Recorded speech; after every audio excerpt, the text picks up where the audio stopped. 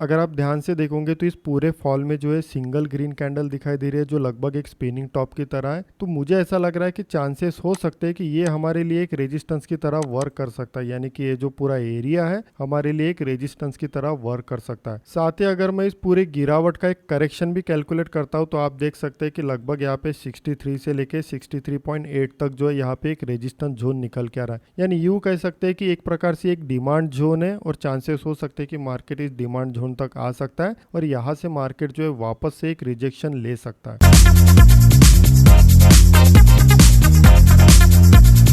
So hello guys, welcome back to SM financial. So जैसा कि आपने देखा कि लास्ट वीडियो में हमने जिस तरीके से डिस्कस किया था मार्केट बिल्कुल उसी तरीके से वर्क कर गया है। जैसा कि हमने लास्ट वीडियो में कहा था कि मार्केट हो सकता है कि यहाँ से बाउंस होके ये जो रेजिस्टेंस है मार्केट इसे फेस कर सकता है और यहाँ से रिजेक्शन लेके वापस से मार्केट जो है नीचे गिर सकता है। और आप देख सकते हैं कि मार्केट ने बिल्कुल उसी तरीके से वर्क, तो जैसा हमने प्लान किया था लास्ट वीडियो में मार्केट ने उसी तरीके से वर्क किया है। अब बात करते हैं कि आगे मार्केट किस तरीके से वर्क कर सकता है। अब करंटली जो चार्ट है काफ़ी ज़्यादा कॉम्प्लिकेटेड चार्ट है। देखने को तो लग रहा है कि काफ़ी सारी चीज़ें जो है क्लीन है, लेकिन ऐसा बिल्कुल भी नहीं है। चार्ट में जो है काफ़ी ज़्यादा अभी कॉम्प्लिकेशन आ चुके हैं। तो अगर आप ध्यान से देखोगे तो यहाँ पे हमारे पास एक सपोर्ट लाइन है और इस सपोर्ट लाइन को मार्केट ने जो है ब्रेक डाउन किया। अब ब्रेक डाउन होने के बाद देखिए मार्केट काफ़ी बढ़िया फॉल हुआ। फॉल होने के बाद देखिए मार्केट ने यहाँ पे एक रिट्रेसमेंट किया जिसे कहते हैं एक रेजिस्टेंस जोन, यानी कि इस पूरे गिरावट का ये हो गया रिट्रेसमेंट। तो अगर मैं ये मान के चलता हूँ कि यहाँ पे मार्केट ने रेजिस्टेंस फेस किया है और अगर मार्केट यहाँ पे रेजिस्टेंस फेस करने के बाद अगर नीचे गिरता है तो मार्केट कहाँ तक नीचे गिर सकता है। तो हो सकता है मार्केट इस पूरे रैली का ही करेक्शन कर रहा हो। तो अगर मैं इस पूरे रैली का करेक्शन कैलकुलेट करता हूँ तो फिबोनाची की मदद से हम लोग एक करेक्शन पॉइंट को कैलकुलेट कर लेते हैं। तो आप देख सकते हैं कि यहाँ पे 58 तक जो यहाँ पे दिखाई दे रहा है, यानी चांसेस हो सकते हैं कि मार्केट यहाँ पे 58 तक जो है आ सकता है। तो उस समय क्या हो जाएगा, ये हो जाएगा हाई, ये हो जाएगा लो, ये हो जाएगा हाई। तो फिर से क्या लग सकता है, यहाँ पे लो लग सकता है जो लगभग यहाँ पे 58 तक जो है दिखाई दे रहा है। लेकिन अगर मैं यहाँ पे एक और चीज ध्यान से देखता हूँ तो यहाँ पे हमारे पास क्या है, एक रेजिस्टेंस था जिसे मार्केट ने प्रॉपर तरीके से रिस्पेक्ट किया है। तो जो मेरे पास एक रेजिस्टेंस था उसे मार्केट ने एक सपोर्ट रिस्पेक्ट किया है। तो अगर मार्केट ने यहाँ पे सपोर्ट रिस्पेक्ट किया है तो यही से मार्केट बाउंस भी हुआ है। तो ये एक प्रोबेबिलिटी ये भी तो हो सकती है कि मार्केट इस पूरे रैली का भी क्या कर सकता है, ये करेक्शन कर सकता है और वापस से मार्केट जो है पुल बैक ले सकता है, क्योंकि मार्केट जो है यहाँ पे फर्स्ट टाइम ही सपोर्ट को रिस्पेक्ट कर रहा है। तो एक प्रोबेबिलिटी ये भी हो सकती है कि मार्केट यहाँ से जो रैली निकल के आई है इस पूरे रैली का भी मार्केट एक करेक्शन करके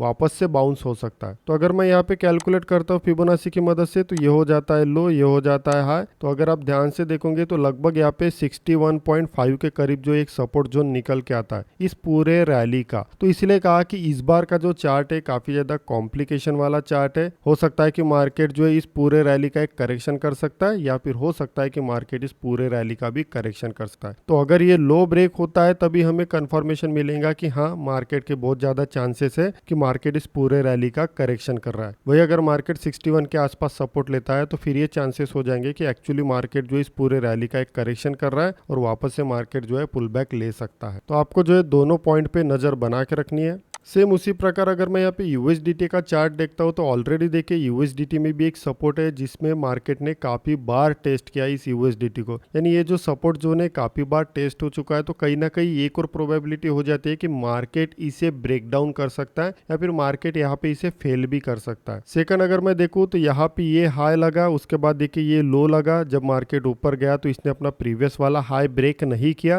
लेकिन जब मार्केट नीचे गिरा तो इस पूरे गिरावट ने अपना प्रीवियस वाला लो भी ब्रेक कर दिया है। मतलब यहाँ पे इस तरीके से मार्केट जो है वर्क कर रहा है। तो इसीलिए चांसेस हो सकते हैं कि इस बार जो है यूएसडीटी भी ये वाला जो सपोर्ट जोन है इसे ब्रेक डाउन कर सकता है। सेकंड यहाँ पे देखिए जब नजदीक आया तो मार्केट ने देखिए 200 एमए को भी टेस्ट नहीं किया, मतलब अभी भी 200 एमए की जो है गैप होना बाकी है, यानी फिल होना बाकी है। तो इसलिए कहा कि इस बार का जो चार्ट है काफी ज्यादा कॉम्प्लिकेटेड है, तो हमें कुछ दिन वॉच करना पड़ेगा कि मार्केट किस चीज को रिस्पेक्ट करता है।